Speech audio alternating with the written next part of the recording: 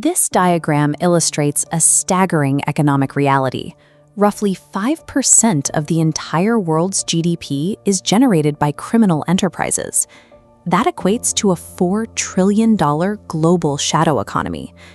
You might assume moving that much dirty money would trip every modern bank alarm or trigger AI surveillance systems at international borders. Yet billions of dollars vanish without a trace. Law enforcement keeps missing the flow because the perpetrators aren't actually moving physical cash. Instead, they are transferring abstract value. To track the financial pipelines of the world's most dangerous cartels, we have to look past our modern digital tracking systems and understand an ancient, nearly invisible network. During the Tang Dynasty, the Chinese economy was booming, but merchants traveling from the capital faced a massive logistical headache. They were paid in thousands of heavy copper coins, which were exhausting to transport and highly vulnerable to highway robbers. To solve this, they invented a system called flying money. A merchant could deposit his heavy bags of coins with a local, trusted broker. In return, he'd get a lightweight paper voucher. When the merchant returned to his hometown, he handed that paper to a different broker, an ally of the first one. Because these two brokers trusted each other, the hometown broker honored the paper and paid the merchant his exact sum in local coins. The two brokers would settle their own debt later. Over centuries, as the Chinese diaspora spread globally, this trust-based system traveled with them.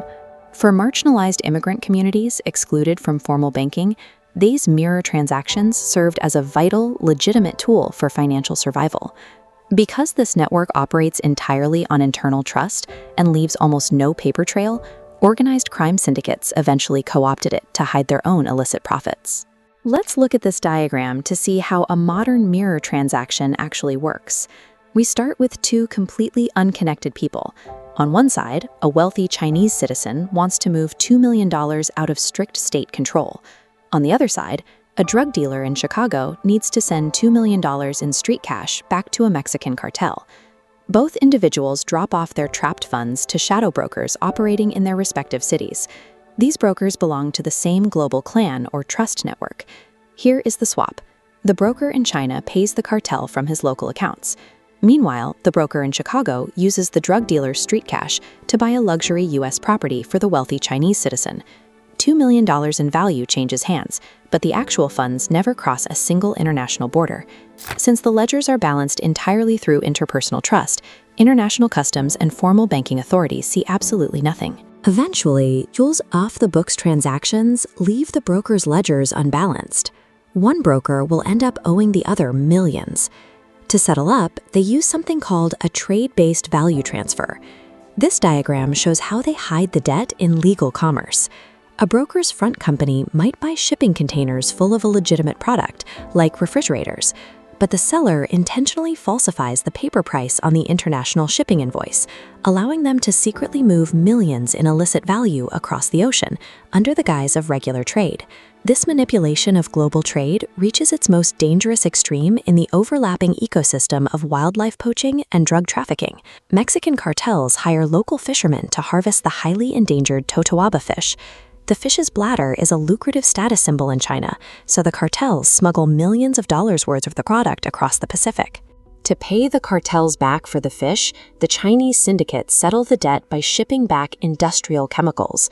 These blue drums contain fentanyl precursors, perfectly hidden within the massive volume of legitimate commercial shipping channels. Poaching an endangered fish off the coast of Mexico provides the direct financial engine that supplies the global street drug epidemic. Syndicates have recently fortified this analog trust system. They coordinate the swaps on encrypted communication apps and occasionally settle ledgers using decentralized cryptocurrency. This creates a massive blind spot for law enforcement. Our border security scanners, bank flagging algorithms, and AI data tracking models are explicitly looking for the physical movement of cash. Because the true financial ledger exists only in the minds of the brokers and through handshake agreements, no digital algorithm will detect the crime. Penetrating this shadow system requires specialized undercover investigators. They are the only people capable of mapping these invisible networks. But this is intensely slow, analog work. Investigators spend months sitting in rooms, posing as criminals, and organically earning the trust of the brokers just to identify the key players. Current law enforcement incentives actively work against this. Agencies are routinely rewarded for making fast, highly visible physical seizures at the border, rather than receiving the funding needed for slow, complex intelligence operations.